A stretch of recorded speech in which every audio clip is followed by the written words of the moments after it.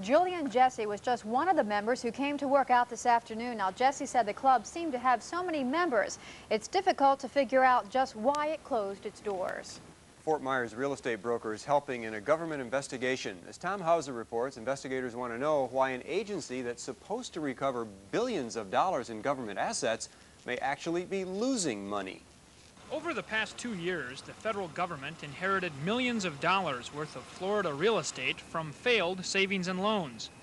2 such properties are in Collier County: the Green Tree Shopping Center in Naples and this unfinished shopping center in Golden Gate. The government created the Federal Asset Disposition Association, or FADA, to liquidate assets like these. The reason? To raise money for the Federal Savings and Loan Insurance Corporation that insures customers of savings and loans. But according to a Fort Myers real estate broker who tried to purchase the Collier County properties and others in the state, the FADA doesn't seem to be raising much money. I've never received one response, one counteroffer, telephone call, anything over in the $100 million that we've offered to them. Pat Verona says he finally contacted Florida Congressman Bill McCollum, a member of the House Banking Committee. It turns out several other investors in the state and across the country had similar problems with the FADA, and the Banking Committee is investigating. Verona and other FADA opponents say the federal government is losing millions and perhaps hundreds of millions of dollars because of the way the agency is managed. Verona estimates the Green Tree shopping mall here in Naples loses about $500,000 a year. But the FADA continues to operate the mall despite private offers to take it off their hands. A year ago, Verona says he had a client who offered the FADA $3.5 million for this unfinished Golden Gate property. Now he says it's worth $1 million less. Managing shopping centers or any type of real estate is tough. And I don't think there's many people in this country that believe that the government can compete favorably with private enterprise. They can keep throwing money at it, and, you know, they're the only people that can afford to operate shopping centers at such a loss. Verona already gave a sworn statement to government investigators and says he's willing to testify before a congressional committee if he's called. In Collier County, I'm Tom Hauser, Wink News. Music video is entitled The Ballad of Jim and Tammy. Let's look at our news. We'll be back tonight at 11. In the meantime, have a great night. CBS Evening News is up next. Have a good night. Mr. Byrd? No. Mr. Metzenbaum? No. Mr. DeConcini? No. The no votes have it. The Senate Judiciary Committee refuses to recommend Bork for the court. Specter? No. Mr. Biden? No.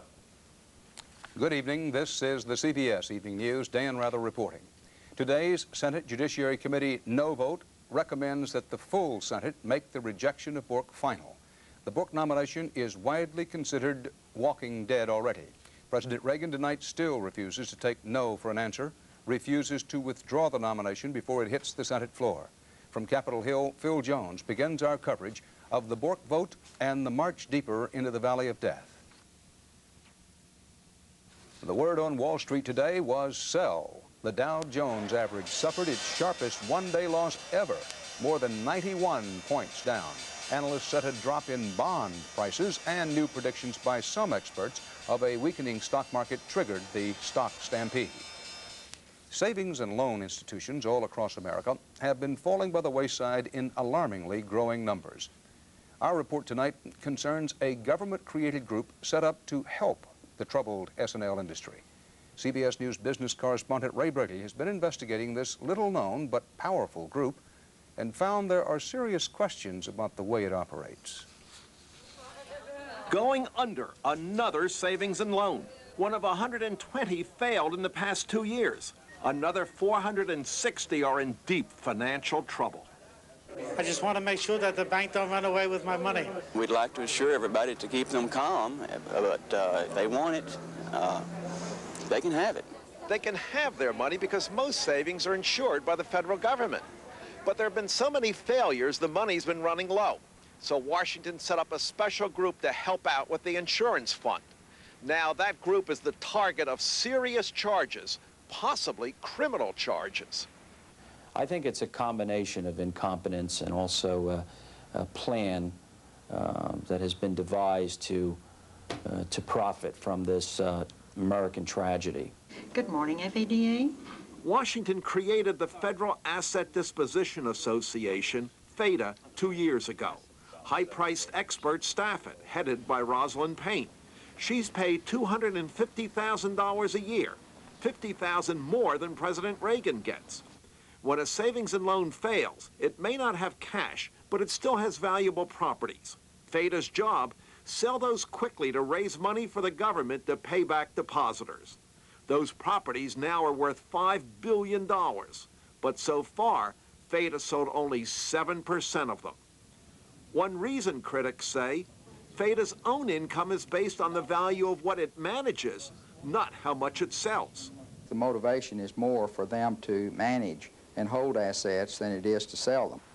He saw FADA from the inside while overseeing a failed Texas savings and loan. FADA stalled on a hotel deal, he says, that could have brought in $76 million. They create bottlenecks. They have an enormous amount of red tape. There's confusion. They rarely, if ever, are timely in whatever they do. FADA's reply, many deals are tied up in legal problems. Well, I suspect we're looking at another year or so to complete the litigation process. It takes time to sell problem properties. We're very encouraged that over the next 12 months, you're going to start to see an acceleration of all of that. But a broker who tried to buy Florida shopping centers is skeptical. Over $100 million worth of contracts I submit to FADA. I hear nothing. Not a phone call, nothing. Okay? Frustrated, he complained to his congressman.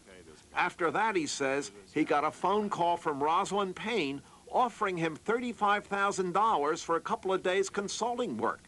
A bribe, Verona says. Makes me angrier now that someone's trying to buy me off, and I say, hell no. That's a falsehood. Mr. Verona, Ray, I'm going to stand up right now and get off camera. She also wouldn't talk about complaints from FADA's most outspoken critic, developer William Giuliano. His congressman is demanding an investigation into why FADA's high-powered law firm hired detectives to look into Giuliano, and if FADA is linked to a break-in where eavesdropping equipment was discovered in the developer's office. As of tonight, at least 5 government investigations are underway, looking into how well or how badly FADA is doing its job. Dan? Well, how could all this happen with a group handling so much money? Well, Dan, critics say that FADA operated with so much secrecy that nobody could tell what was going on, and that's something else that Congress wants to look into. Our business correspondent, Ray Brigham.